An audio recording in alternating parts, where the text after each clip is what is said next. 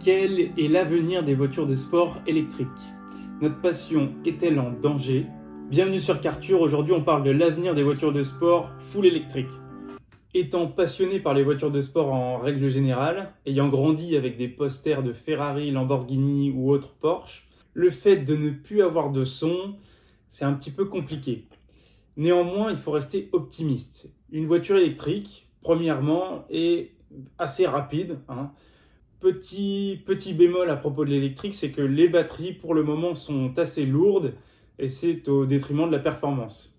Les tout premiers à être électriques, Tesla, c'était assez intéressant de voir toutes les nouveautés, notamment technologiques, que Tesla a pu apporter à l'automobile.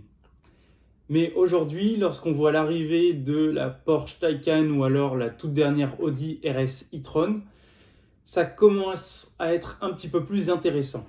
Intéressant parce que, naturellement, lorsqu'on en voit une, c'est quelque chose d'assez différent et assez intriguant. Lorsqu'on voit une Taycan pour la première fois, on dit « Waouh, c'est une Porsche, qu'est-ce que c'est ?» Comme la plupart des Porsche, la plupart du temps, lorsque personnellement j'en vois une nouveauté, je trouve ça un petit peu ouais, mais je suis pas vraiment convaincu, mais lorsque j'en vois une en vrai pour la première fois et la deuxième fois, etc., là je suis convaincu et on peut rarement se tromper sur le design. Le goût et les couleurs est propre à chacun, mais personnellement, je suis fan de la Taycan ainsi que de l'Audi RS e-tron.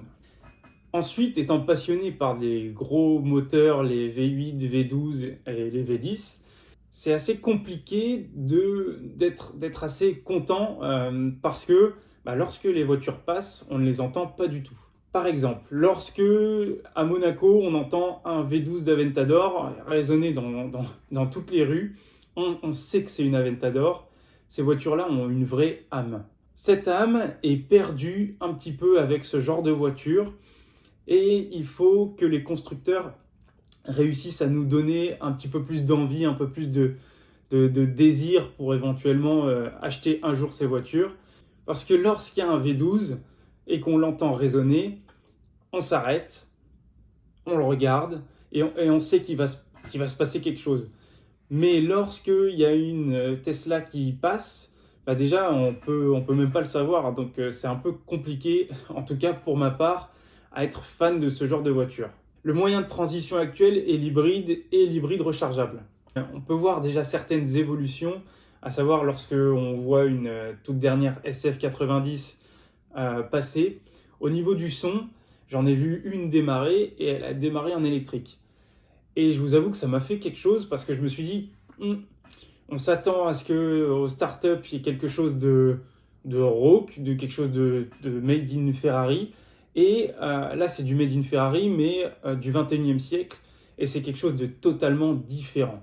Je suis vraiment curieux de savoir comment est-ce que les différents constructeurs vont pouvoir différencier leur voiture. Parce que avant, on pouvait différencier certains modèles grâce au son. Et là, plus du tout. Ça veut dire que d'une marque à une autre, on ne va pas pouvoir se retourner pour savoir « Ah, telle voiture, c'est tel modèle, ça correspond à tel modèle ». Donc, comment est-ce qu'ils vont pouvoir se différencier et est-ce qu'ils vont réussir à garder les vrais passionnés? Je pense que oui, parce que peu importe, lorsque vous êtes passionné par quelque chose, vous êtes passionné par tout ce qu'il y a en général. Étant passionné par l'automobile, j'ai peut-être des préférences pour tout ce qui est supercar et hypercar, mais j'ai un certain plaisir à apprécier les bons côtés de chaque voiture. Et c'est ça qui, je pense, fait un vrai passionné. J'aurais besoin de savoir dans les commentaires votre opinion sur le sujet de l'électrique. Parce que oui, je suis inquiet, mais je suis aussi quelqu'un qui est assez optimiste face à l'avenir de l'automobile. J'aurais besoin de votre avis dans les commentaires pour pouvoir en discuter. Je vous donne rendez-vous la semaine prochaine pour une nouvelle vidéo. Ciao, ciao!